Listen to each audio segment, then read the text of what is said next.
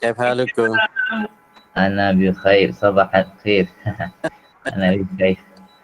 والله Ustaz Syafiq lama, zaman masuk الله masa ni ساعة rekaman. iya Alhamdulillah. Ustaz. Wa iyyakum barakallah. Allah sabar dulu. Bada. معلش يعني Ustaz. يلا يلا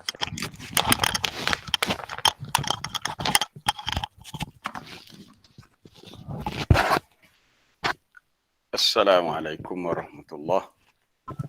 Waalaikumsalam. السلام ورحمة الله وبركاته.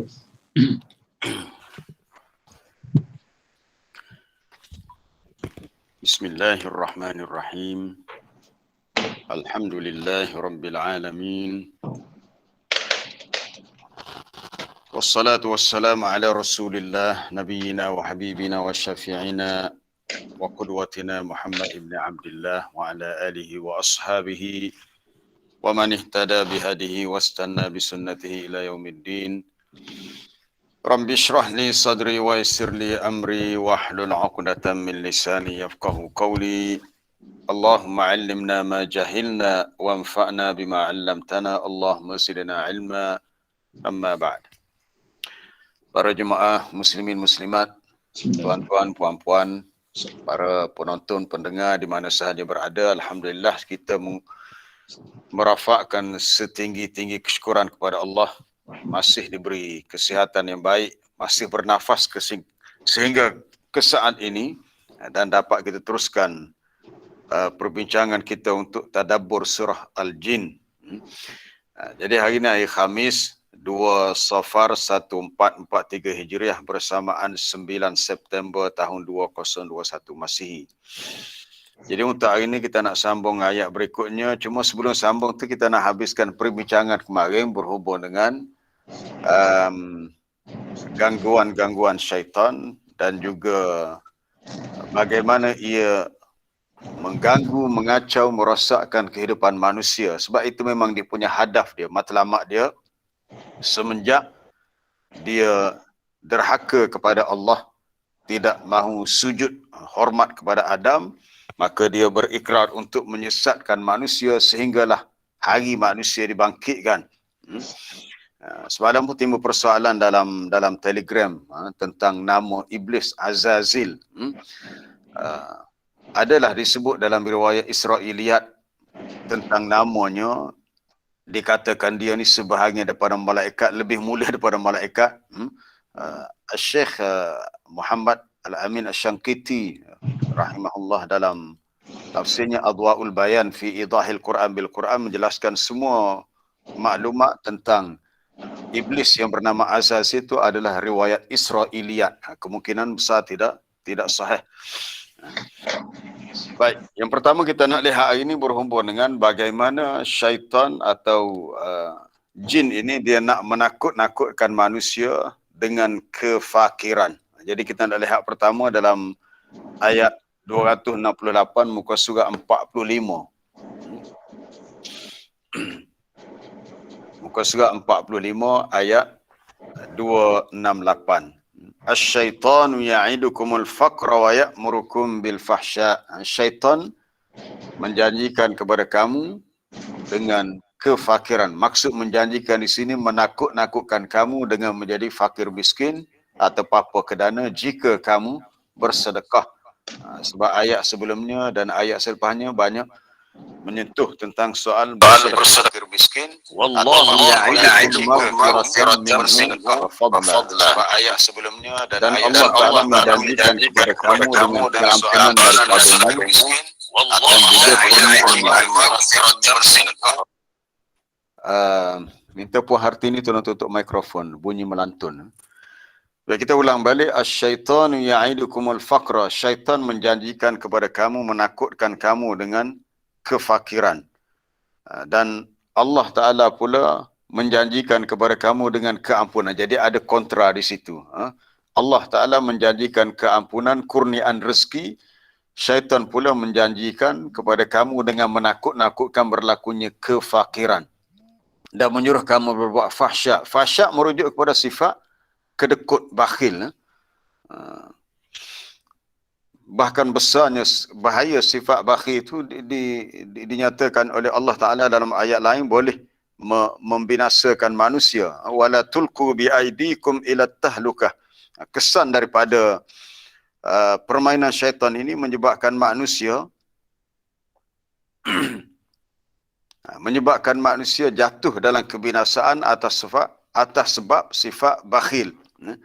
Biasanya kita kalau ayat ni biasanya kita dengar disampaikan dalam bentuk umum lah. Ayat 195 muka surat 30 dalam surah Baqarah juga. Muka surat 30. Wa anfiqu fi sabilillahi wa la tulku biaidikum ila tahlukah. Dan belanjakanlah. Belanja mana sedekah. Apa yang ada pada kamu dalam usaha menegakkan agama Allah, janganlah kamu sengaja mencampakkan diri dalam bahaya kebinasaan. Maksud binasa di sini dengan bersifat bakhil. Maksud tahlukah di sini biasanya yang asalnya ialah bersifat bakhil. Biasa ayat ni digunakan dalam bentuk istidlal yang tidak tepat. Sebab asalnya merujuk kebinasaan ni bersifat bakhil. Sifat bakhil itu bagaimana? Sifat bakhil itu datang daripada syaitan. Syaitan ya'idukumul faqra wa ya'murukum bil fahsya. Syaitan menjanjikan kepada kamu kefakiran dan menyuruh kamu berbuat fahsya, itu bersifat bakhil.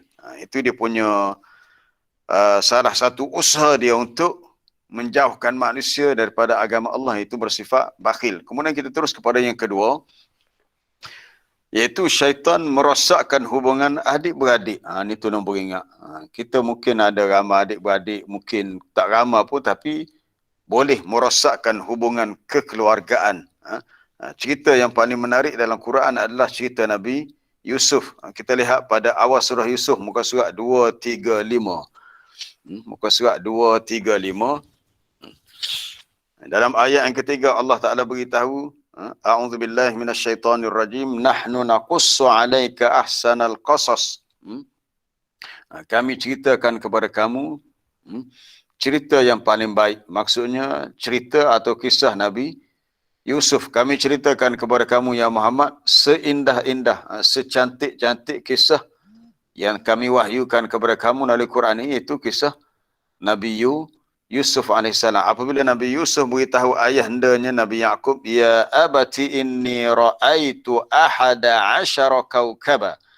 Wahai ayahandaku, sesungguhnya aku melihat 11 bintang, 11 buah planet. Ini tamsilan kepada adik-beradiknya. Termasuklah wasyamsa wal qamar, matahari dan bulan, bapa dan ibunya. Aku melihat semua mereka itu sujud kepadaku. Ra'aituhum. Tengok dia punya domainnya bagi para jemaah yang ada asas bahasa Arab, tahulah ra'aituhum, 11 buah planet, matahari, bulan, tapi domainnya digunakan domain untuk lil akil. Tak digunakan, dia sama ada mungkin dia boleh guna ra'aituhunna untuk jamak taksir, jamak bagi benda yang lighairil uqala, yang tidak berakal. Tapi di sini ra'aituhum, aku melihat mereka, seolah-olah 11 buah planet, matahari, bulan ni benda yang berakal, hidup. Tapi sebenarnya ini adalah tamsilan kepada 11 orang adik-beradik. Asyamsa, matahari, merujuk kepada ayahnya, bulan adalah ibunya. Jadi kata Tahir Ibn Ashur dalam tafsirnya At-Tahrir wa Tanwir, sebab hum ni sebenarnya nak merujuk kepada keluarganya. Jadi bila dia cerita begini, ayahnya Nabi Yaqub faham mimpinya, maka dia berpesan kepada anak dia. Qala ya bunayya la taqsus ru'yaka ala ikhwatik. Wahai anak andaku, jangan engkau ceritakan mimpimu kepada saudara-saudaramu. Mimpi ini bukan mimpi yang buruk, mimpi ini mimpi yang baik, tetapi ada takwilan yang menunjukkan kelebihan Nabi Yusuf. Maka untuk mengelak supaya tidak berlaku hasad dengki sesama adik-beradik, maka Nabi Yaqub pesan, jangan cerita mimpi kamu ni kepada saudara-saudaramu. Nanti fayakidu laka kaida, nanti mereka akan membuat sesuatu rancangan jahat terhadapmu kerana hasad dengki.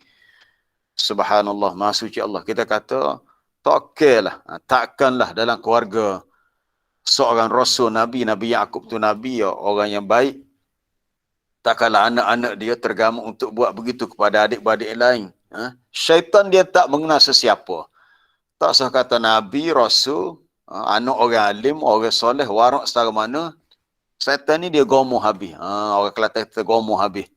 Maknanya dia serang habis. Dia tak kira siapa-siapa, dia keserah habis. Tengok di akhir ayat kelima tu. Inna syaitana lil insani aduwwum mubin. Allah Ta'ala mengingatkan kita, sesungguhnya syaitan itu adalah musuh yang nyata bagi kamu. Maknanya, kebimbangan Nabi Yaqub berlakunya hasad dengki di antara adik-beradik, antara adik-beradik Nabi Yusuf ataupun anak-anak dia lah terhadap Yusuf adalah dengki yang menyebabkan tak dapat dikawal kerana syaitan main peranan. Dan kebimbangan ini betul-betul menjadi, walaupun Nabi Yusuf tak cerita mimpi dia, tapi dengki tetap dengki juga, sehingga mereka membuat helah untuk bawa Yusuf pergi bermain, lepas tu dibuang Yusuf dalam bi'rin, dalam sebuah telaga. Menariklah, tapi berlakunya kerosakan ini kerana syaitan. Baik, panjang cerita dia. Kita tengok akhir surah Yusuf. Apa jawapan Nabi Yusuf bila jumpa semula? Akhirnya mereka bertemu kembali. Muka surat 247. Kita punya kata kunci kita nak ambil daripada kisah ni, perkataan syaitan. Muka surat 247 ayat yang ke-100. Jadi apabila adik-beradik dia, mak dia, ayah dia datang ke Mesir bertemu dengan Yusuf, wa rafa'a abawahi 'alal 'arsy wa kharru lahu sujada, lalu dipersilakan untuk mak ayah dia, itu Nabi Yaqub dan isterinya, untuk duduk di atas kerusi kebesaran, sebab masa tu Nabi Yusuf dah berpangkat besar dalam kerajaan Mesir. Maka semuanya sujud hormat kepada Yusuf. Ketika itulah Nabi Yusuf beritahu, ya abati hadza ta'wilu ru'ya min qabl. Wahai ayahandaku, inilah tafsiran mimpiku dahulu. Masa aku kecil dulu, aku pernah cerita. Inilah. Iaitu sebelah buah planet ni, adik-beradik sebelah orang ni, matahari, bulan, ayah dan ibu. Inilah takwilan bagi mimpiku dahulu. Yang Allah Ta'ala cerita di awal surah Yusuf. Kemudian di akhirnya kembali timbul pula soal takwilan mimpi. Sesungguhnya Allah Ta'ala menjadikan mimpiku itu benar. Wa qad ahsana bi idh akhrajani minas sijni wa jaa bikum minal badwi min ba'di an nazagha asyaitanu baini wa baina ikhwati. Dan sesungguhnya Allah Ta'ala telah melimpahkan kebaikan kepadaku ketika ia mengeluarkan aku dari penjara, dan beberapa tahun Nabi Yusuf di penjara atas fitnah yang dilakukan kepadanya. Dan ia membawa aku kemari daripada minal badwi. Badwi ini daripada kawasan kampung. Bukan daripada dosa, daripada desa. Badwi ini kawasan badiah, kawasan kampung. Iaitu Allah Ta'ala datangkan keluarga Nabi Yusuf daripada kawasan kampung untuk mari ke Mesir. Setelah mana syaitan dengan hasutannya telah merosakkan hubungan, min ba'di an nazagha syaitanu baini wa baina ikhwati. Syaitan telah merosakkan hubungan antara aku dengan adik-beradikku. Jadi adanya kalimah nazagha syaitan. Nazagha ni apa nazagha ni? Kita nak bincang nazagha ni. Nazagha ni di antara cara syaitan ganggu manusia. Biasa kalau kita baca doa kita sebut a'udzubillahis samiil alim minasyaitonir rajim min hamzihi wa nafthihi wa nafsihi. Ini di antara salah satu doa Nabi ajar untuk kita minta berlindung dengan Allah daripada gangguan syaitan. Puan Wan Kamariah, tuan berhati-hati jangan tertekan presentation, nanti ganggu yang Ustaz Amar sedang presenting. Nazarah ni yang biasa kita jumpa dalam doa, dia ada kaitan dengan hak Nabi sebut. A'udzu billahi minasyaitonir rajim min hamzihi wa nafthihi wa nafsihi. Itu nazarah. Nazarat. Dia ada kaitan. Kadang-kadang berlaku histeria, orang tu masuk hatu, diganggu jin, syaitan, bahkan nanti kita akan sentuh tentang masalah darah istihadah orang perempuan. Ini ada kaitan dengan syaitan juga. Darah penyakit. Haid tu cerita lain, darah istihadah. Baik. Kita nak lihat kalimah nazara. Nazun. Ada dalam mu'jamnya.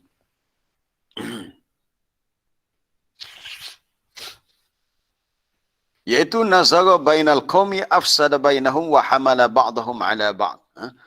Itu melakukan sesuatu yang merosakkan sesama manusia, yang membawa mereka satu sama lain itu semakin ke arah rosak hubungan, berlaku perbalahan, adanya dengki, adanya sangkaan buruk. Itu yang berlaku. Kalau digunakan kalimah nazara jarahu, maknanya irtabahu wa dzakarahu bisu'in, dia telah mengumpatnya.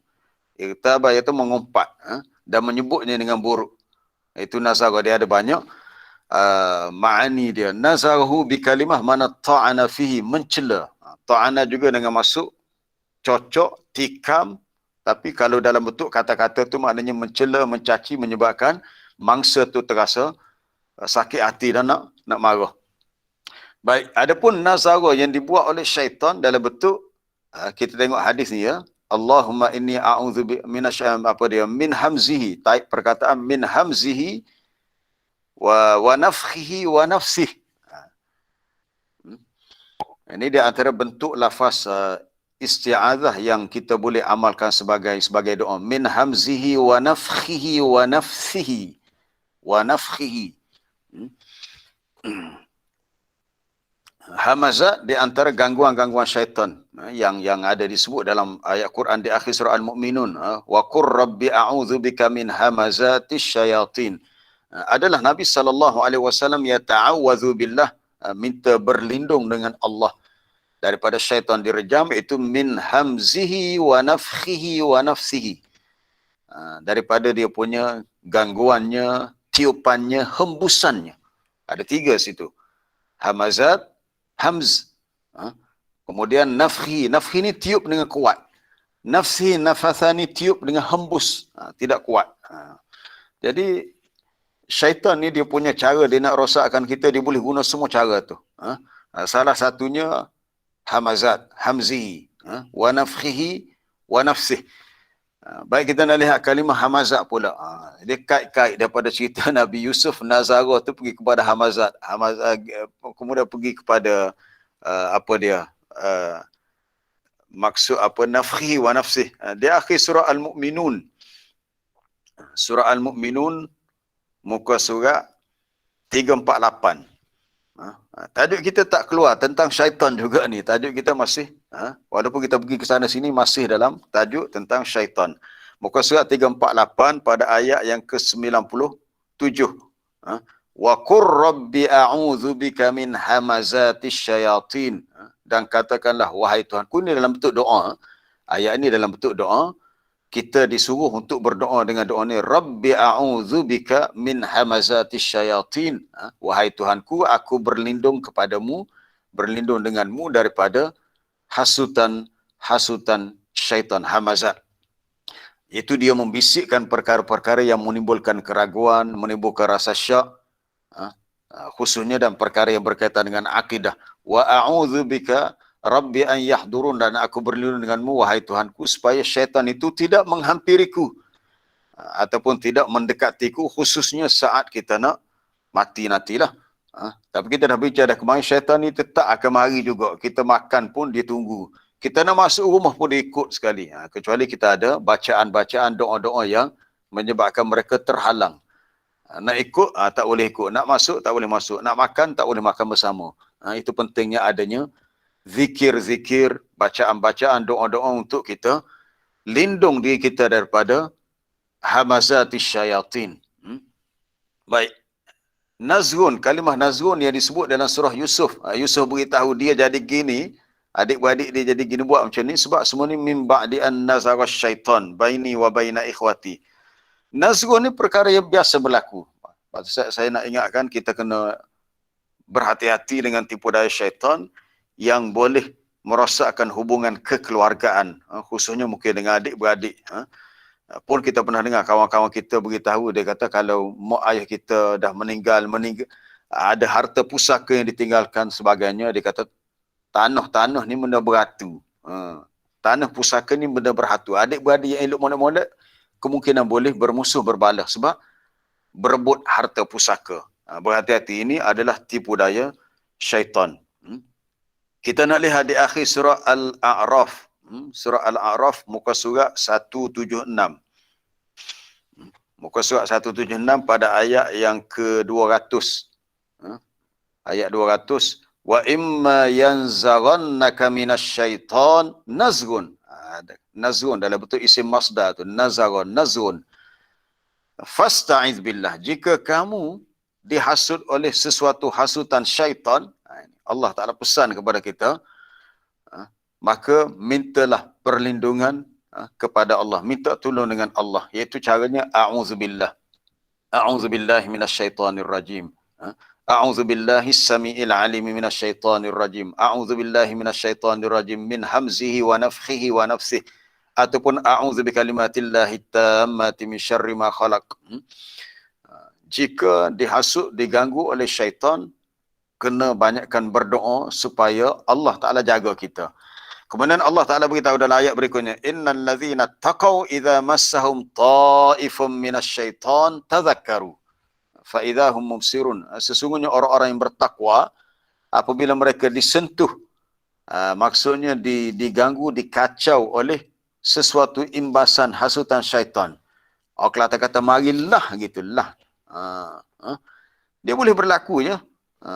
Boleh berlaku apa yang disebut dengan qarin.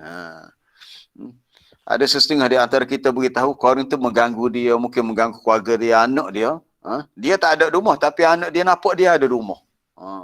Mungkin kita tak ada di rumah, kita tempat lain, tapi ahli keluarga kita nampak kita ada.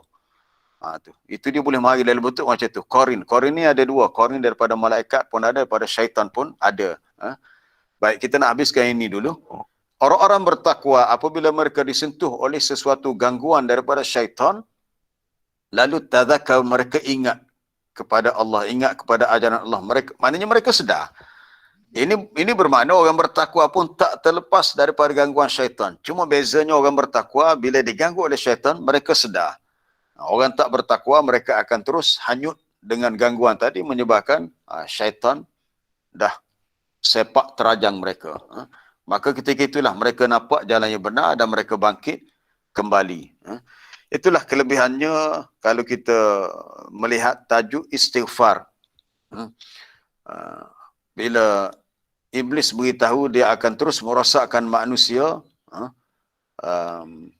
Allah Ta'ala beritahu selagi mereka beristighfar, aku ampunkan mereka. Dan iblis beritahu setiap kali mereka lalai, aku akan rosakkan mereka. Baik, kita terus pada poin yang berikutnya, itu hubungan antara adik-beradik yang syaitan akan cuba untuk rosakkan. Dan contoh tentang kisah Nabi Yusuf tadi, ni hal lebih menarik lagi, hubungan suami isteri. Hubungan suami isteri, semalam pun saya dah hantar dalam grup kita berhubung dengan tajuk iblis membina singgahsana di atas air. Hadisnya berbunyi, inna iblis yada'u arsyahu 'alal ma'. Inna iblis, sesungguhnya iblis, dia membina arasnya. Aras itu merujuk kepada dia punya pusat pemerintahan dia ataupun singgahsana dia. Kita kalau kita nampak alam jin, kita tahu tak boleh nak cerita macam mana. Sebab mereka ni ramai.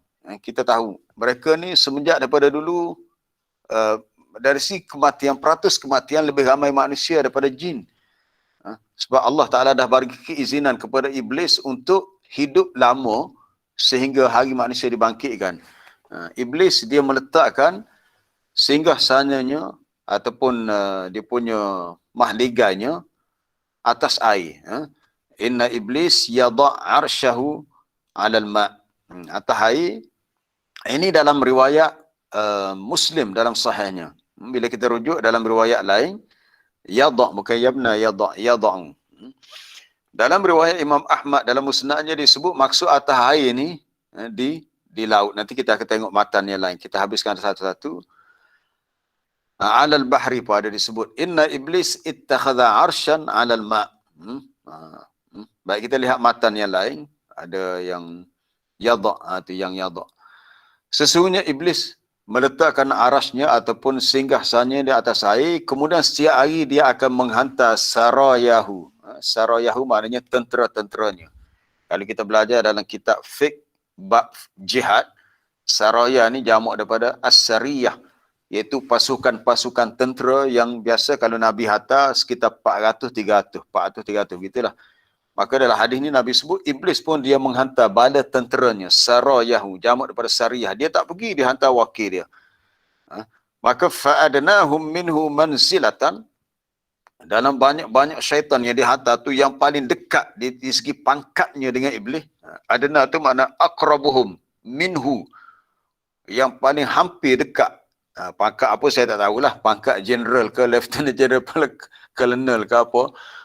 Dia ada pangkat dia. Dia punya manzilah, kedudukan pangkat apa ni dekat, itulah yang a'zamuhum. Nabi kata yang paling besar menimbulkan fitnah. Mana-mana syaitan yang berpangkat tinggi, pangkat tinggi tu dia paling dekat dengan iblis. Iblis tu bos dia. Itulah yang paling besar menimbulkan fitnah. Lalu apabila mereka pulang, mereka punya pusat, markas dia tengah laut.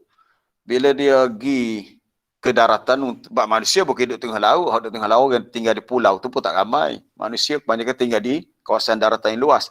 Datanglah seseorang di antara mereka dan berkata, fa'alta kadza wa kadza, kamu dah buat begitu-begitu, ataupun fa'altu kadza wa kadza, aku dah buat begini-begini.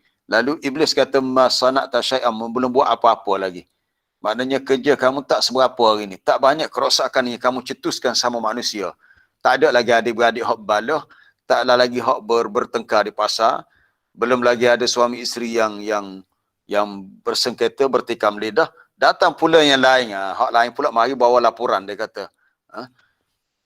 Dia bawa laporan kepada iblis. Dia balik ke dia punya markas dia beritahu, ma taraktuhu, tidaklah aku biarkan mereka sehingga aku berjaya farraqtu bainahu wa baina ahli.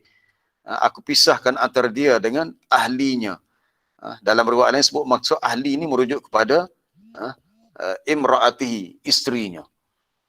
Lalu ketua iblis pun pergi duduk dekat dengan syaitan hak bawa laporan ni, dan dia kata, nikma anta, bagus awak. Dia puji, nikma anta. Nikma ni kalau kita belajar dalam ilmu balaghah, salah satu uslub dalam bentuk uslub insya'i, dalam bentuk al-madhu, puji. Lawan dia bisa, dia puji. Nikma anta, bagus awak. Awak telah buat satu kerja yang saya sangat sukai. Sebab apa? Sebab awak lah tengok suami isteri tu dah bercerai-berai. Islam mengajak kepada hidup berkasih sayang, dengan harmoni, apa-apa kena bicara dengan baik. Tapi bila berlaku porak-peranda, perceraian, anak-anak mungkin tak terjaga sebagainya, baik kita lihat sikit syarah hadis ni, sebab menarik untuk kita lihat perbincangan besarnya tipu daya syaitan dalam merosakkan hubungan manusia. Syaitan adalah aduul insan, musuh manusia, dan dia berusaha untuk halakihi wa ifsadi hayatih, merosakkan halak, binasa, ifsad, merosakkan kehidupan manusia dunia dan akhiratnya, bikulli subul, dengan semua bentuk cara. Apa-apa cara ada peluang, dia akan guna semua peluang tu. Dia sangat licik. Sebab tu dalam hadis ini Nabi SAW menjelaskan apa yang dilakukan oleh syaitan dengan sabda baginda, inna iblis yada'u arsyahu 'alal ma'. Iblis meletakkan singgah sananya ataupun pusat pemerintahannya di atas air. Iaitu ay yasbutu bihi 'ala ma'il bahar. Duk tetap dia punya tepat kerajaan dia, pusat pemerintahan dia di atas air laut. Beberapa tahun lepas, kalau tak silap tahun 2012, lama dah, 9 tahun lepas, saya ikut rombongan sekolah isteri saya buat perkhemahan di pulau perhentian. Ada orang di pulau perhentian beritahu, dia kata ular-ular yang ada di pulau perhentian ni, kalau jumpa dia kata lebih berbisa. Saya pun teringat, kenapa dia kata lebih berbisa? Sebab kita tahu kawasan laut, kawasan laut ni, kawasan ni macam hadis ni lah sebut, kawasan yang dekat dengan singgahsana iblis. Dan ular tu sendiri, kita dah bicara hadis, ular tu sendiri adalah maskhul jin, jelmaan jin. Jelmaan jin. Baik. Wakilah dikatakan, ada pendapat lain menyebut, ini adalah suatu kinayah, suatu kiasan tentang penguasaannya terhadap makhluk, terhadap manusia, dan cara dia menyesatkan manusia. Kemudian dia menghantar sarayahu, sariyah. Sariyah ni suatu qit'ah minal jaish, satu kumpulan sebahagian daripada askar tentera. Kalau dalam kitab fiqh, saraya, sariyah ni adalah bilangnya tentera sekitar 400. Dia ada istilah-istilah dia. Al-Jaish. Sebab tu kalau kita belajar dalam Kitabul Jihad, dia ada perbezaan antara ghazwah, ma'rakah, dia ada perbezaan dari segi maksud yang sebenarnya. Manakala iblis seolah-olah bagi dia ada jaisyun, ada tentera daripada al-abalisah, puak-puak iblis dia lah. Abalisah, puak-puak iblis dia. Dan tentera-tentera yang dihantar. Apa tujuan dihantar? Liyuwaswisu linnas, untuk menimbulkan was-was. Allahu Akbar. Dan menyesatkan mereka. Dia kacau kita, diganggu kita, ibadat kita terganggu. Nanti kita akan tengok. Semalam pun kita dah bicara hadis yang bila kita tidur, syaitan akan ikat atas kepala kita dengan 3 ikatan kan. Bila seseorang tu bangun sebut nama Allah, berwuduk, salat, maka putus semua ikatan. Tapi kalau dia terus tidur, habislah, dia akan menjadi orang yang khabithan nafsi kaslan. Nabi kata buruk jiwanya dan pemalas. Fa'adnahum maknanya aqrabus syayatin ila iblis.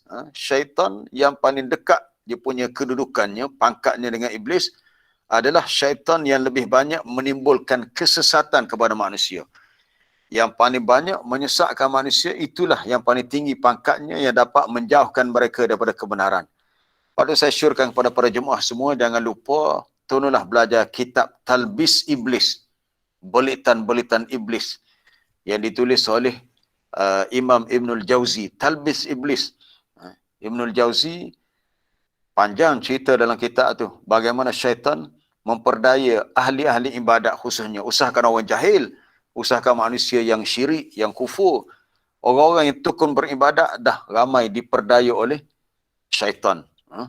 Itu boleh cari sendirilah kitab Talbis Iblis, dah banyak diterjemah.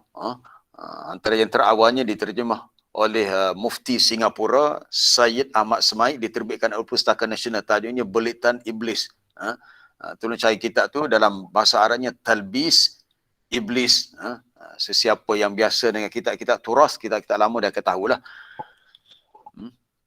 Baik, akhir sekali apa dia beritahu tu, kita lihat di hujung dia punya syarah tu. Dia beritahu bahawasanya dia telah berjaya memisahkan antara seorang lelaki, seorang suami dengan isterinya itu. Maka iblis memuji syaitan itu, yamdahu fi'lahu fit tafriq baina zaujain. Dia puji perbuatan syaitan itu kerana boleh tafriq, boleh cerai beraikan, boleh asingkan, pisahkan antara pasangan suami isteri. Kenapa? Lima fit tafriq baina zaujain min mafasid inqita'in nasal wa na'idami tarbiyatil atfal. Itu antara punca yang boleh difikirkan. Kerana dengan sebab berlakunya perceraian suami isteri menimbulkan mafasid, kerosakan antaranya terputusnya nasal, keturunan. Iaitu dah bila dah bercerai belum tentu lagi kahwin yang lain. Tapi masalahnya akan terhentilah kelahiran sebab tak ada lagi kehidupan berpasangan. Dan tidak ada lagi proses tarbiyah, pendidikan anak-anak. Anak-anak mungkin terabai. Wama yuhtamal, dan kemungkinan lain adalah yang lebih bahaya, wuku' az-zina, berlakunya perbuatan zina yang merupakan afsyahul kabair, perbuatan dosa besar yang paling keji, yang paling banyak menimbulkan musibah, ma'arrah ni musibah, bencana dan juga kerosakan. Ini yang syaitan nak.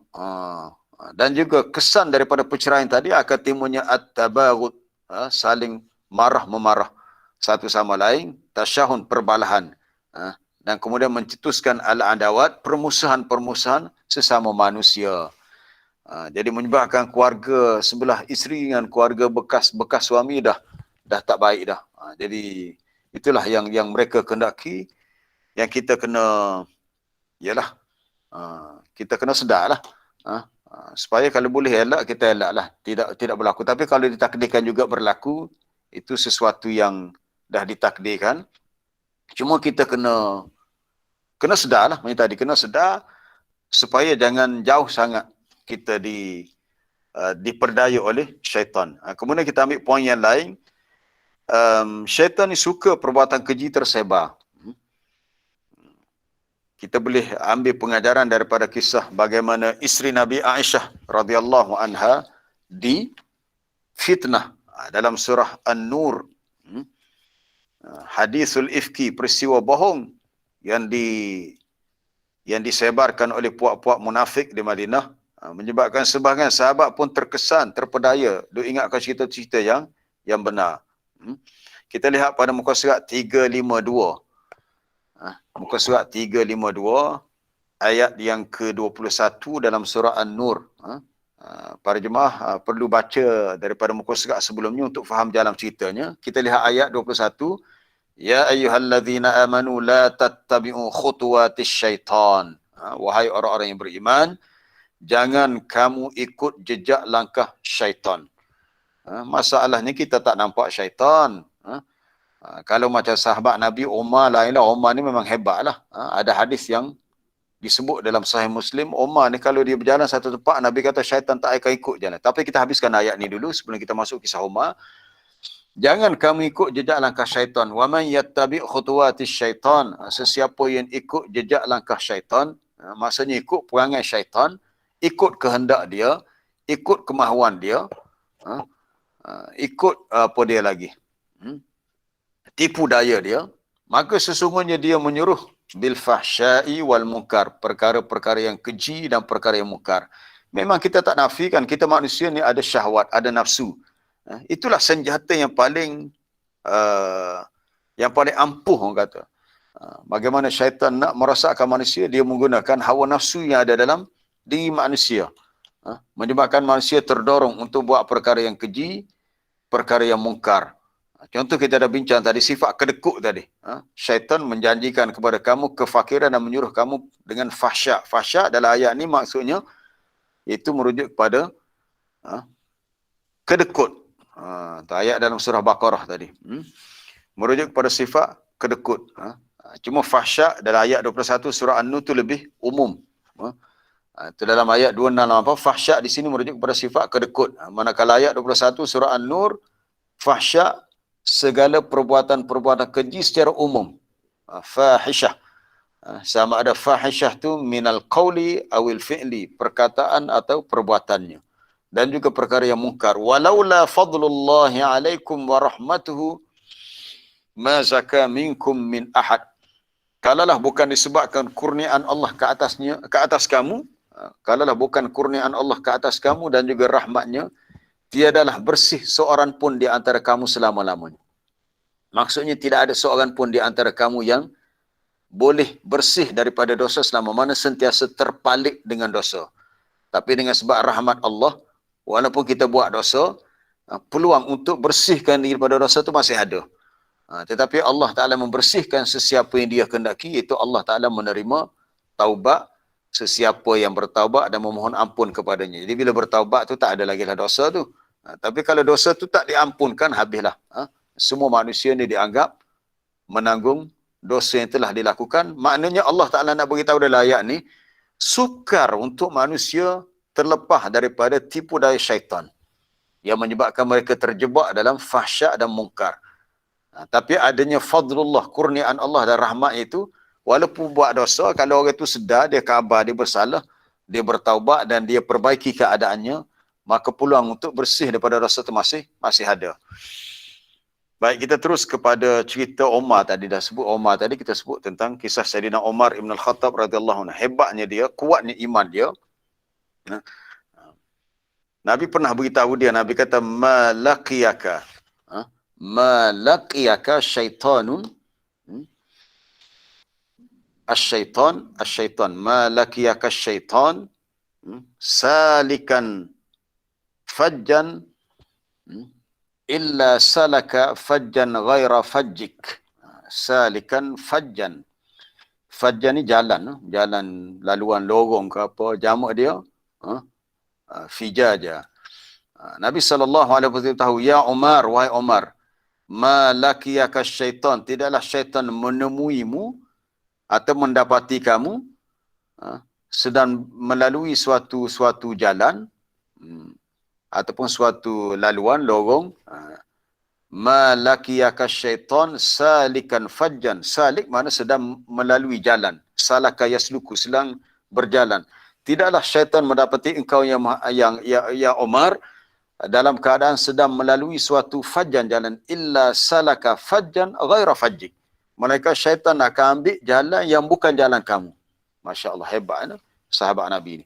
Maknanya kalau syaitan nampak Umar sedang berjalan ikut jalan ni, dia tak akan ikut jalan tu, syaitan. Oh, jauh dah dengan kita. Kita, syaitan nampak kita. Bukan dia lari, dia ikut pula kita. Si lari boleh, kita pula ikut dia. Inilah kelemahan kita yang kita akui, yang kita kena apa dia? Kena sentiasa alert, sedar. A'udzubillahi minasyaitonirrajim. A'udzubillahi minasyaitonirrajim. Sebab dia cepat sangat. Dia punya kemunculan tu terlalu cepat. Baik. Syaitan juga mengganggu manusia dengan penyakit-penyakit. Dan juga ni satu lagi. Habis dah kisah Sayyidina Umar ni, kelebihan dia, syaitan pun tak berani nak ikut dia. Syaitan pun tak berani nak ikut dia. Tengok dia lalu satu jalan, syaitan nak ambil jalan lain. Baik. Tentang penyakit ni menarik untuk kita lihat kisah Nabi Ayyub alaihissalam. Sebab tu setengah orang kita bila sakit-sakit yang pelik lah, sakit-sakit yang doktor pun tak boleh kesan. Nyakit gapo ni. Pergi buat ultrasound CC, apa dia, CT scan, X-ray. Tak tahu sakit gapo, oh yang sakit sebelah tu sebelah ni. Akhirnya terpaksa buat rawatan tradisional. Maka dikatakan ada gangguan. Ya, gangguan. Antaranya ialah sebelum kita pergi kisah Nabi Nabi Ayub, berlaku kepada ipar Nabi. Ada adik ipar Nabi nama Hamnah. Hamnah ni adik-beradik dengan Zainab binti Jahsh. Nabi ada seorang isteri namanya Zainab yang juga sepupu dia. Jadi satu hari Hamnah binti Jahsh radhiyallahu anha mengadu kepada Nabi. Nabi tu abang ipar dia. Dia kata dia turun darah. Sedangkan haidnya sudah berakhir. Nabi kata itu adalah darah istihadah yang merupakan raqdatun. Taib perkataan raqdah ya. Rakafdata marbutah. Raqdatun min raqadatis syaitan. Raqada. Raqada ni kalau bahasa Kelantan unggah. Unggah. Berlari tidak lari derah sangat. Munggah derah lagi biar rebah. Raqdatun min raqadat asyaitan. Baik, cuba lihat bawah lagi kok ada yang matan yang lain. Hadis ni hadis Hamnah. Tengok dia punya siapa rawinya. Ya, Hamnah. Rawinya Hamnah binti Jahsh.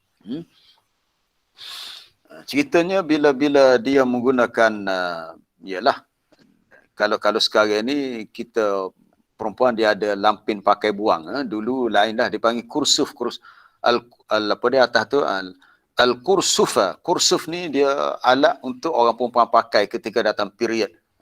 Tak kira lah apa-apa jenama Stefri ke kotek ke apa. Itu dulu panggil al-kursufa. Maka boleh nak hilangkan darah tu. Tapi masalahnya darah masih ada. Banyak pula tu darah tu. Maka Nabi kata, innama hiya raqdatun min raqadatis syaitan. Dia adalah suatu tendangan. Bahasa mudahnya tendangan.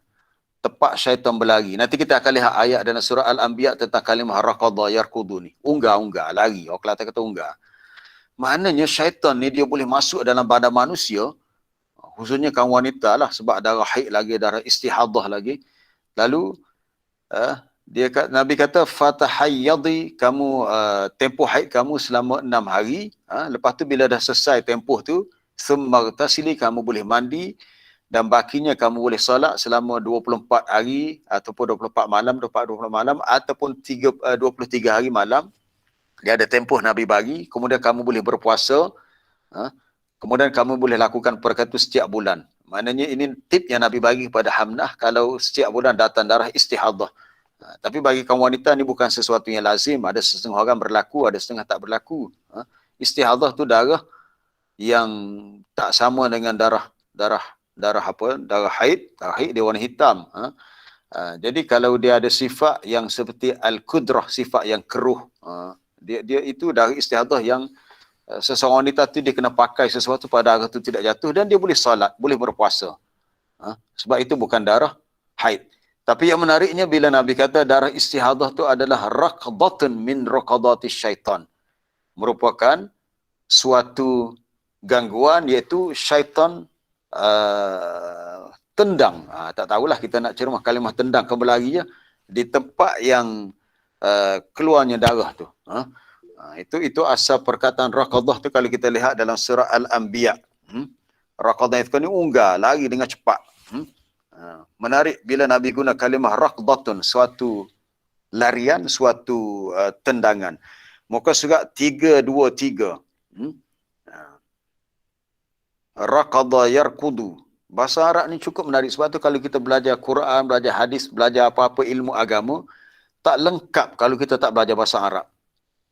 Kita nak faham betul-betul kalimah tu. Bagaimana? Itu ayat 12 tu. Falamma ahassu ba'sana idahum minha yarkudun. Raqada yarkudu. Tukar kepada masdar tadi untuk tu raqdah. Apabila mereka yang kafir itu merasai kedatangan azab kami, lalu mereka serta-merta lari keluar tunggal tu. Lari dengan cepat daripada negeri itu. Lari. Begitulah gambarannya syaitan tu berlari di tempat rahim wanita tu sehingga keluar darah. Ini disebut darah istihadah. Maka dalam ayat ni Allah Ta'ala beritahu, la tarkudu warji'u ila ma utriftum fihi wa masakinikum la'allakum tus'alun. La tarkudu, janganlah kamu lari. Kita kata kenapa tak digunakan kalimah la tafirru? Farra yafirru pun lari juga. Haraba yahribu pun lari juga. Inilah tujuan tadabbur ni. Tujuan tadabbur kita nak faham kalimah tu. Seolah-olah orang-orang kafir lari bila ditimpa musibah sebagaimana larinya syaitan yang mengganggu rahim wanita sehingga gugurnya darah, itu darah istihadah. Kita lihat hadis yang disebut tentang kisah Hamnah binti Jahsh tadi. Raqdatun min raqadati syaitan. Rupanya ada maksud yang Nabi nak beritahu dalam hadis tu tentang sifat bagaimana syaitan mengganggu seorang wanita. Nampaknya kita tak sempat nak habiskan untuk ayat yang seterusnya pada sambung cerita kemarin ni. Baik. Itu kalimah raqadah. Itu gangguan syaitan terhadap kaum wanita secara khusus. Baik, kita nak lihat gangguan syaitan kepada manusia dalam penyakit tadi. Saya nak kaitkan dengan kisah Nabi Ayub. Kisah Nabi Ayub dalam surah Sad. Dia ada dua tempat Allah Ta'ala cerita Nabi Ayub dalam surah Al-Anbiya. Satu lagi dalam surah Sad. Surah Sad muka surat 455. 455. Bawah sekali page 455 ayat 41 dan 42 tu. Wadhkur 'abdana ayyuba idh nada rabbahu anni massaniya syaitanu binusbin wa 'adzab. Dan ingatlah akan peristiwa hamba kami itu Nabi Ayub alaihissalam ketika dia berdoa. Dalam doa tu dia kata, ya Allah, sesungguhnya aku telah diganggu oleh syaitan. Penyakit yang aku alami ini kesan daripada sentuhan syaitan. Memang penyakit itu daripada Allah, tapi atas sebab gangguan syaitan dia berlaku. Semuanya dengan izin Allah. Syaitan tak ada kuasa nak memberikan penyakit, kita kena faham. Ini ulama tafsir kata inilah bahasa yang beradab. Nabi Ayub, dia dapat sesuatu yang menyakitkan dia, penyakit, tetapi dia tak kata penyakit itu daripada Allah. Dia kata anni massaniyas syaitan. Dalam surah Al-Anbiya dia kata anni massaniyad-dur wa anta arhamur rahimin. Aku telah disentuh, massa ya masu ni sentuh, ataupun diganggu oleh syaitan dengan suatu nusbin, penyakit azab yang menyebabkan aku sakit begini. Tapi tak lama sebenarnya. Akhirnya Allah Ta'ala beritahu urqud birijlika. Ada sekali kalimah raqada yarqudu ni. Urqud, hentaklah, hentakkan. Kalau hentakkan tu bertubi-tubi, dia unggah ataupun dia berlari tempat yang sama. Hentaklah, urqud. Jadi bila kita faham kalimah urqud tadi, sama juga dengan kisah istihadah yang berlaku pada Hamnah binti Jahsh radhiyallahu anha. Ini syaitan, dia masuk dalam rahim wanita sebab dia makhluk halus, dia menghentak. Tu dia hentak. Hentak itulah menyebabkan turun darah istihadah. Maka dalam kisah Nabi Ayub, Allah Ta'ala suruh urqud, raqadaiku, hantak dengan kakimu, tendang, enja, kalau kata enja, munja derah. Kita balik rumah, kunci hilang. Cuma mana nak buka pintu, kena pecahkan pintu, enja dengan kaki, tendang. Urqud, hantak dengan kaki kamu pada kawasan tanah yang tempat dia duduk situlah. Hadza mughtasalun baridun wa syarab. Inilah tempat munculnya tempat untuk dijadikan tempat mandi mughtasal yang airnya sejuk dan boleh minum. Ini air yang khusus untuk Nabi Ayub keluar daripada bumi, dan air itu menyebabkan dia sembuh dengan izin Allah. Itu kisah Nabi Ayub dan penyakit yang menimpanya. Baik. Sebenarnya banyak lagi kalau kita nak bincang berhubung dengan perkara ni. Sebagai pengakhirannya, ayat tu tak sempat kita baca, tak apa, kita sambung esok lah. Esok masih ada, insya-Allah, dengan izin Allah, semoga kita masih diberi kesihatan, panjang umur, kita sambung esok.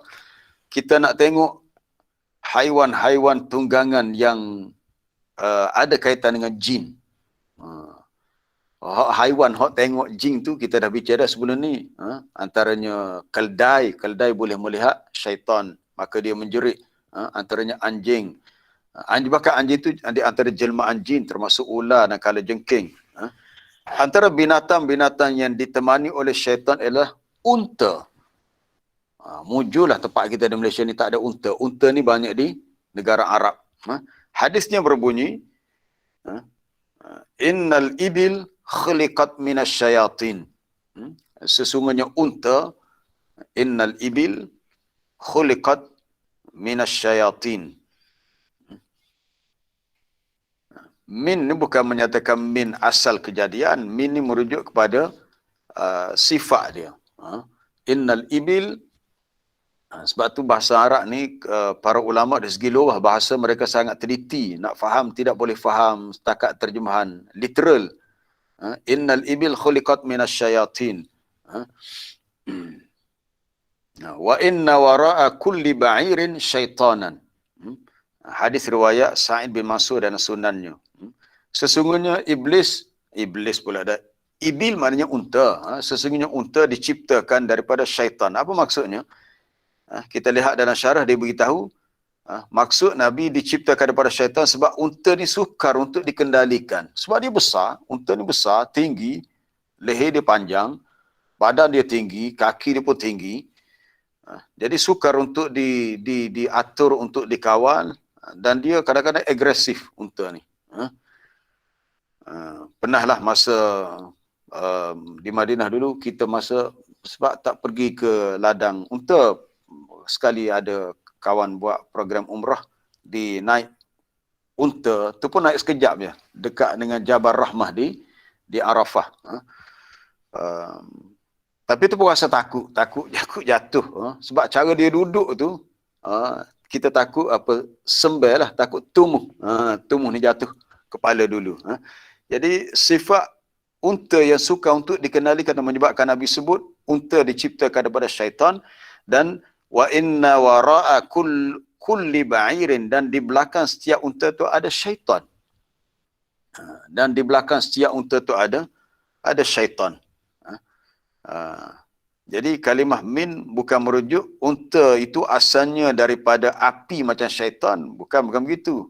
Itu menyatakan sifat dia. Supaya juga hadis sebut innal mar'ah, wanita ni diciptakan min dila'in, daripada tulang rusuk. Ramai yang salah faham.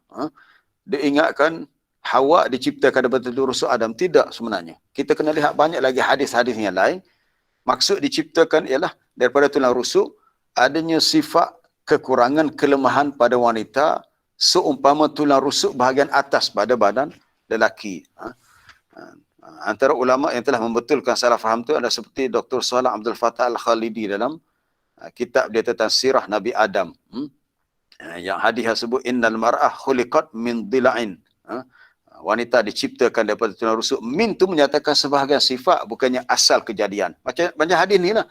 Unta diciptakan daripada syaitan. Bukan unta tu asal daripada api macam syaitan, daripada jin tak. Kalau orang tak belajar bahasa Arab, dia mungkin ambil terjemahan literal, inna sesungguhnya, al-ibil unta, khuliqat telah diciptakan, min daripada syaitan. Oh, kalau begitu unta ni pada syaitan. Oh, kita makan daging unta, kita makan syaitan lah. Oh, tak habis dah lah. Kita dah salah dah. Maksud Nabi bukan begitu. Maksudnya unta diciptakan ia dengan ada sifat-sifat yang liar, culah, agresif, sebagaimana syaitan. Baik, kita lihat satu lagi hadis berhubung dengan unta juga. Nabi melarang kita solat di kandang unta. Tapi tak adalah tempat kita unta. Mujurlah. Unta ni biasa di kawasan Sahara pada pasir. La tusallu fi mabarikil ibil fa innaha minasyaitan. La tusallu, Nabi larang jangan kamu solat. Ni di antara tempat yang dilarang solat. Tapi kalau di kandang kambing boleh. Tapi jangan dalam kandang. Nanti kita kena najis kambing pula. Itu pun ada perbincangan ulama juga tentang najis binatang yang dimakan dagingnya. Ada perbincangan ulama. Kita ni kalau kambing masuk masjid, habislah masjid kena basuh, habislah tahi kambing banyak. Dari segi fiqh ada perbincangan.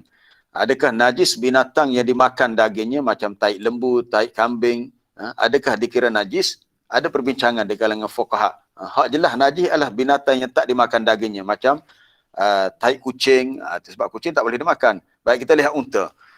La tusallu fi mabarikil ibil. Jangan solat di tempat unta. Mabarik ni apa dia? Tempat unta menderum. Tempat unta duduk untuk berehat. Dia bukan berehat dan kadang dicacang gitu. Dia duduk. Tempat dia duduk di kandang dia disebut mabarik. Sebab tu Nabi lagi adalah hadis. Tak apa, kita habis hak ni dulu. Bila saya baca kalimah mabarik, teringat hadis yang lain. Masa kita solat, bila kita nak sujud, Nabi lagi kita jangan sujud sebagaimana unta duduk. Maka timbul perbincangan dah kalangan fuqaha. Kita nak sujud, nak letakkan lutut dulu ke tapak tangan dulu. Tak apa, hal tu cerita lain kali, itu bab fiqh. La tusallu fi mabarikil ibil. Jangan solat di tempat unta duduk, menderum. Unta duduk, dia ada cara dia lah, sebab dia ada dua persendian pada lutut dia. Kerana unta itu minas syayatin, dari kalangan syaitan. Syaitan merujuk kepada sifat dia, bukan asal kejadian fizikal dia. Tetapi boleh untuk solat fi marabidil ghanam. Boleh salat di kandang kambing. Fa innaha barakah. Sebab kambing ni satu binatang yang berkat. Satu binatang yang berkat. Berkat macam mana? Ialah boleh makan daging kambing dan boleh ambil banyak manfaat daripadanya. Di sini adanya larangan tak boleh solat di tempat unta. Baik. Ada perbincangan ulama disebut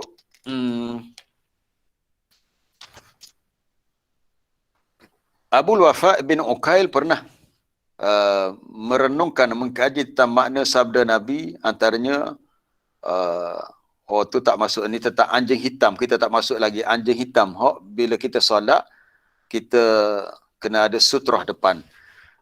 Baik, hadis ini membantah pendapat menyatakan bahawa larangan solat di kandang unta kerana air kencing dan kotoran najis. Sebab pendapat yang benar, ni kata Dr. Umar Sulaiman Al-Ashqar, menyatakan bahawa kotoran dan air kencing binatang yang dimakan dagingnya, yang halal dimakan, adalah tidak najis. Ini bukan pendapat dia saja, ada disebut oleh Imam Asy-Syaukani dan Al-Autar. Kemudian pendapat itu dinukilkan oleh Imam Ibn Taymiyah dalam Majmu' Fatawanya. Kemudian dibawa pendapat itu oleh Yusuf Qardawi dalam Fiqh Taharahnya, tentang hukum makan daging binatang, aklul laham, hukum najis binatang yang yukalu lahmuhu, yang dimakan dagingnya. Jadi pendapat kata najis, tak apalah, itu najis lah. Pendapat dia. Ada pendapat lain mengatakan binatang yang halal dimakan, najisnya tidak, ni agak najis. Mungkin kita terasa pelik lah. Sebab tu kata fiqh ni ilmu yang sangat luas. Kita rasa kita belajar banyak dah kita tahu. Semakin kita belajar, rupanya semakin banyak kita tak tahu. Bukan semakin banyak kita tahu. Sebab itu masa peristiwa pembukaan kota Mekah, bila Nabi masuk ke Masjidil Haram untuk tawaf, pada hari berlakunya Fathu Mekah, Nabi tawaf atas unta. Nabi tahu tak unta. Dan kita faham unta ni satu binatang yang kalau dia nak kencing, dia nak berak, dia situ je, dia tak beritahu aku nak pergi tandas, nak pergi bilik air. Unta. Jadi najis tu mungkin jatuh. Itu ada perbincangan dalam kalangan ulama. Jadi larangan Nabi tak boleh solat di kandang unta bukan soal najis air kencing unta, tahi unta, tapi kerana unta tu ada sifat kesyaitanan. Illahnya pada syaitan tu. Nabi larang tak boleh solat fi mabarikil ibil sebab fa innaha minasyayatin, ada sifat kesyaitanan. Kemudian satu lagi, kita dah lewat dah ni, satu lagi tentang masalah ni juga. Nabi larang kita solat, batal solat kalau orang tu solat di tempat yang terbuka, tiba-tiba melintas di depannya 3 perkara. Tuqta'us solah kerana al-haid,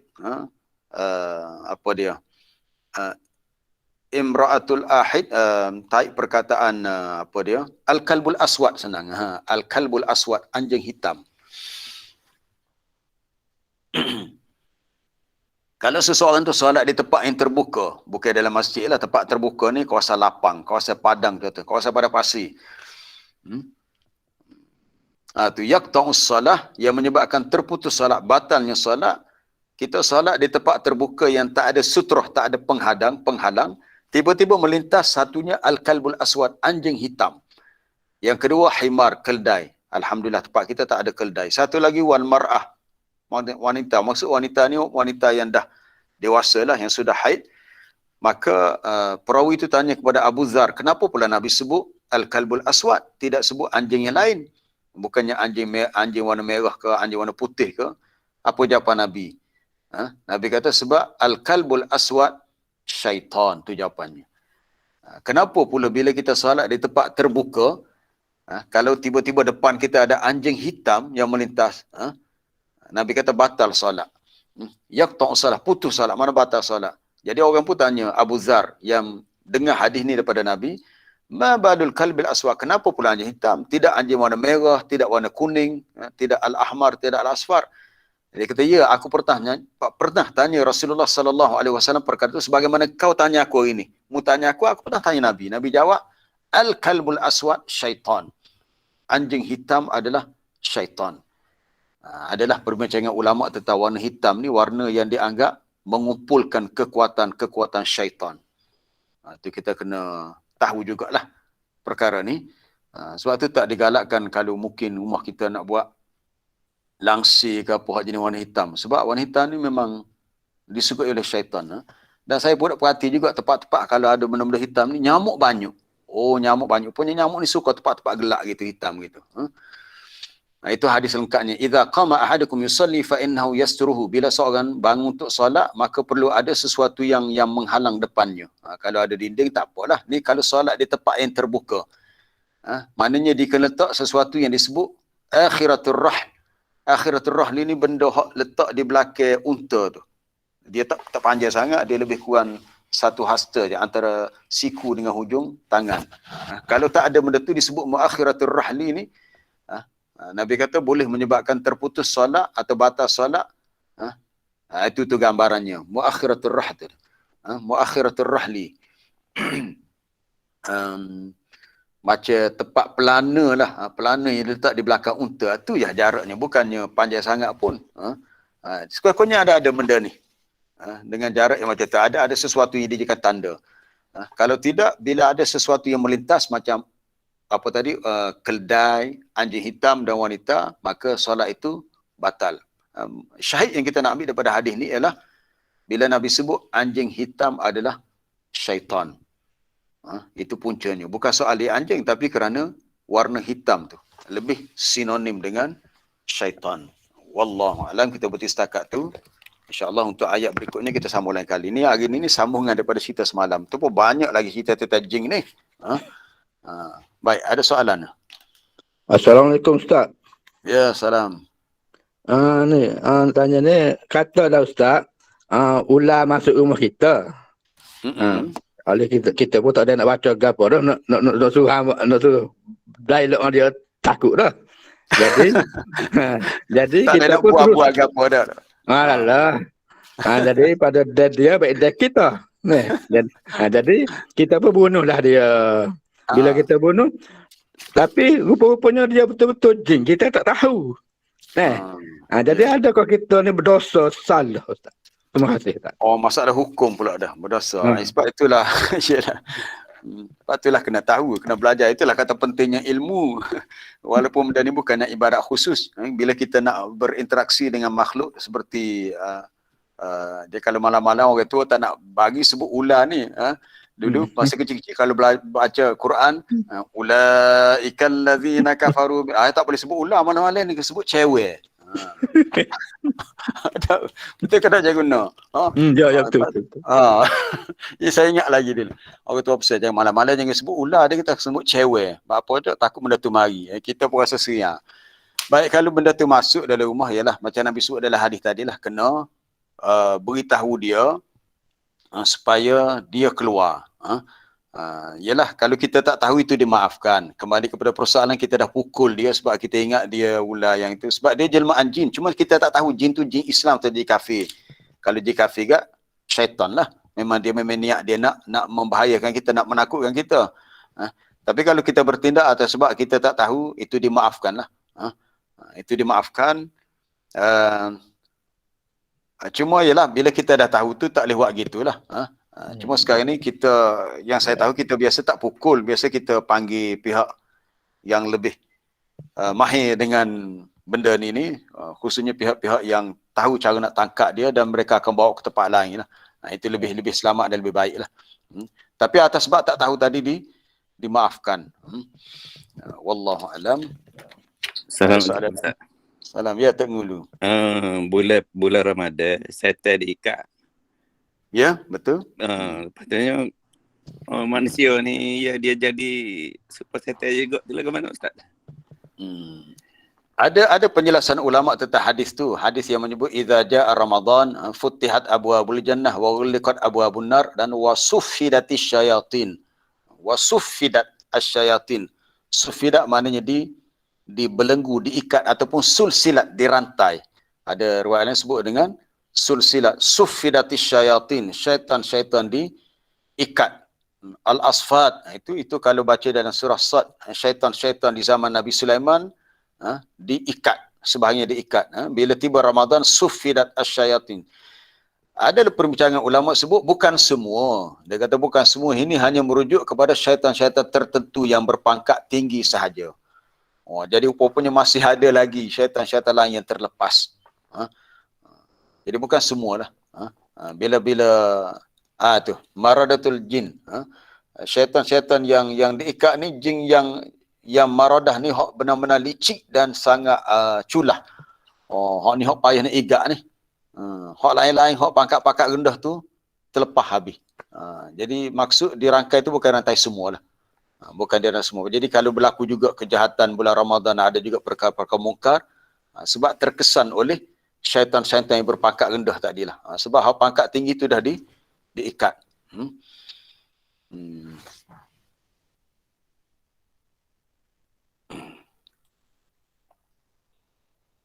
Banyak soalan bertulis ni, macam mana nak respon ni. Kita ambil sedikit masa sebab dah 7.46. Jika kita sudah gunakan sejadah, masih perlukah? Ini kalau tempat terbuka ya perlu. Sejadah tu hanyalah sebagai tempat kita nak lapik, tempat kita sujud je. Dia kena ada satu penghadang depan. Ada penghalang itu. Maknanya ada sutrah lah, ada sedikit penanda. Kalau kita sejadah tempat kita itu. Ialah kalau sejadah yang lain lah, bukan sejadah tempat kita sujud, sejadah yang lain. Tapi sebaiknya dia jadi satu tanda yang bukan setakat letak atas tanah, tapi dia macam tinggi sikit lah. Kalau sebaiknya letak kerusi, maksudnya letak kerusi depan, lebih baik lagi.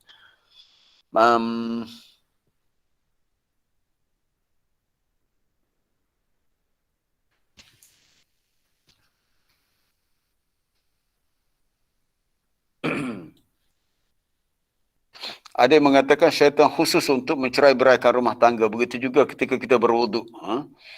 Ya, mungkin juga. Mungkin juga syaitan itu telah diberi tugas-tugas dia. Masing-masing. Kemungkinan. Isteri minta cerai tanpa sebab, tak boleh. Tak boleh, itu salah. Dia mesti ada sebab. Sebab yang kukuh. Sebagaimana berlaku dalam kes Barirah. Barirah ni dia seorang wanita yang dia tak ada masalah dengan suami dia. Akhirnya dia minta untuk berpisah secara khulu', secara tebus talak. Dia sanggup kembalikan mas kahwin kepada suami dia. Akhirnya suami dia rasa nak kelik baik lah, nak kembali bersama dengan bekas isteri Barirah. Lepas tu dia pergi jumpa Nabi. Dan Barirah kata, ya Rasulullah, dia kata, aku tak ada hajat untuk bersama dengan suamiku. Sebab dia kata kalau dia terus bersama suami dia, akan memberikan kesan kepada kehidupan beragamanya. Mana dia ada alasan yang kukuh untuk dia berpisah. Tapi kalau tak ada sebab macam tu, macam dalam kes Barirah tadi, tak boleh. Seorang isteri minta cerai, ini salah sebenarnya. Sebab kuasa cerai itu di tangan suami. Cuma kalau si suami tu ada buat sesuatu yang kita rasa langgar hukum agama ataupun tak menunaikan tanggungjawab dengan baik, maka isteri boleh menggunakan kuasa mahkamah, itu menuntut fasakh. Menuntut fasakh itu kaedahnya begitu. Tapi kalau tak ada alasan kukuh, tak boleh. Baik, kemudian menarik tentang hadis unta diciptakan daripada syaitan. Ya, begitu. Keldai dapat melihat syaitan. Ya, bukan soalan ni. Asap salah satu makanan syaitan. Wallah alam, kena rujuk, kena cari dalil. Saya tak pasti tu. Adakah syaitan makan asap? Saya tak jumpa dalil. Bab makanan syaitan, kita hanya jumpa dalil yang sebut dua sahaja. Tulang dengan rausah. Dah disebut bila 2 hari lepas. Makanan syaitan iaitu, Nabi kata, lakum likulli azmin. Untuk kamu setiap tulang yang disebut nama Allah, maka dia adalah makanan bagi saudaramu dari kalangan jin. Tulang dengan rausah. Rausah tu najis binatang yang kering. Kalau asap saya tak tahu. Itu kena cari dalil yang lain. Nak sujud kena lutut dulu, bukan tangan dulu. Itu ada khilaf. Kita bincang lain kali tu, Pak, sujud tu. Ada khilaf. Bahkan dalam mazhab Syafi'i sendiri, antara qaul Syafi'i dengan Imam Nawawi pun khilaf juga. Cuma saya lebih memilih pendapat yang mengatakan sujud letak lutut dulu. Ada pendapat dia lebih tarjih pendapat letak tangan dulu. Sebab yang mana satu menyerupai cara duduk unta. Lutut dulu ataupun tangan dulu. Baik. Itu kita bincang lain kali. Memakai pakaian warna hitam. Itu diharuskan boleh, tapi bukan menjadi kelaziman. Ada, bahkan Nabi pernah pakai serban warna hitam, bukan serban baju hitam. Nabi pun pernah pakai, kan dalam nasa Nabi Daud. Masa dalam peristiwa Fathu Mekah, Nabi pakai al-amamah as-sauda, serban warna hitam. Jadi kalau warna hitam tu sesuatu yang dilarang secara mutlak, Nabi tak pakai lah. Tapi Nabi pernah pakai al-amamah as-sauda, serban warna hitam. Jadi ini menunjukkan keharusan, cuma bukan menjadi kebiasaan, kelaziman.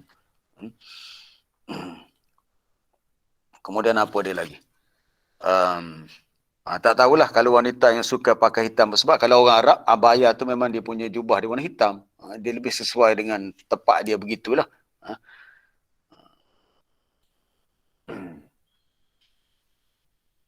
Macam mana dengan penyakit seperti kanser ada kaitan dengan syaitan? Kemungkinan besar. Ya, saya akan mengatakan kemungkinan besar. Kanser kalau dalam bahasa Arab dipanggil as-saratan. As-saratan ni maknanya ketam. Ya. Kanser ni macam-macam. Kanser, kalau wanita, kanser pakar rahim, kanser payudara. Kalau lelaki, kanser kelenjar prostat. Kanser darah, macam apa dia, lebih darah putih. Masalah leukemia pun kanser juga. Kanser otak, tumor. Adakah ada kaitan dengan syaitan? Ya, kemungkinan besar. Sebab kita tak nampak, tak tahu. Berdasarkan kisah Nabi Ayub diuji dengan penyakit yang berat. Jadi kalau kita sedar, kanser ni ada kaitan dengan syaitan. Sebab badan kita ni memang ada sel kanser. Itu kena tanya doktor lah. Itu lebih, kalau tak silap saya, Puan Samsidani, doktor KFJ di Perak. Nanti Dr. Samsidani boleh respon nanti. Setakat saya tahu, kanser ni memang semua manusia ada sel kanser. Cuma aktif tak aktif. So kalau kita tahu sebahagian kanser ni ada kaitan dengan syaitan, kita kena rajin-rajin baca Quran, kena banyak berzikir. Supaya sel-sel kanser yang ada special connection dengan syaitan tu, kita boleh weaken dia, kita boleh lemahkan dia. Kalau tidak, dia akan jadi strong. Dia akan lebih kuat lagi. Tapi kalau kita kuat, dia akan lemah. Tapi kalau kita lemah, dia akan kuat. Gitu kaedahnya. Bagaimana syaitan masuk mengalir daripada darah manusia itu, saya tak tahu bagaimana. Tapi betul. Dalam hadis yang ketika Nabi dalam masjid bersama dengan isterinya, iaitu Safiyah binti Huyai, dua orang lelaki melintas depan masjid. Dengan cepat, Nabi pun panggil dia. Dia kata, ya Rasulullah, bila aku tengok kamu dalam masjid dengan seorang wanita berdua-duaan, dah terlintas dalam hati aku perkara yang tidak baik. Nabi kata, fa inna syaitan yajri min bani Adam majrad dam. Syaitan ni dia boleh berlari, boleh mengalir dalam badan manusia mengikut pembuluh darah. Kita kena beringat, kadang-kadang kita ni sakit-sakit orang ke apa kita nampak je, kita tak tahu. Mungkin ada kaitan dengan gangguan makhluk halus. Mungkin, kita mengatakan mungkin. Maka kita berikhtiar memohon kepada Allah kesembuhan supaya dijauhkan daripada gangguan ni. Banyaklah soalan-soalan lain saya tak sempat nak jawab sebab masa pun dah lewat. Sebab hari ni pun masih ada. Esok hari Jumaat tak apalah, cuti sebab hari ni masih hari bekerja lagi, Khamis. Okey, saya kena respon dalam grup WhatsApp lah untuk soalan bertulis yang masih berbaki lagi ni. Wallahu alam, insya-Allah kita jumpa lagi esok. Terima kasih kepada semua. Baik, subhanakallah bihamdika asyhadu an la ilaha illa anta astaghfiruka wa atubu ilaik. Wa sallallahu wasallama ala nabiyyina Muhammad wa ala alihi wa sahbihi ajma'in.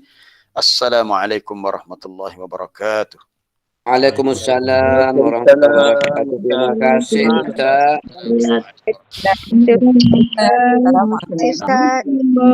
Ustaz. Assalamualaikum. Terima kasih Ustaz. Assalamualaikum.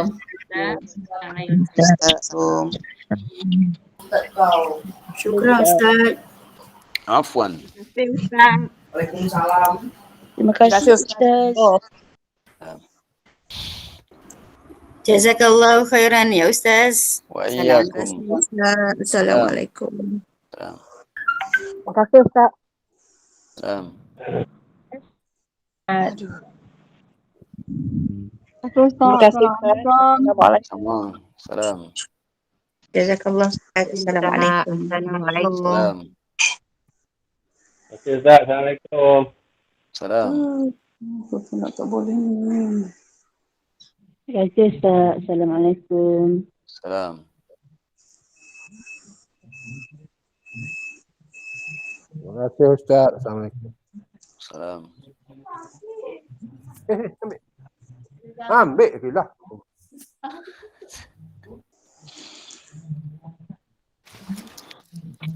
Terima kasih Ustaz. Assalamualaikum warahmatullahi wabarakatuh.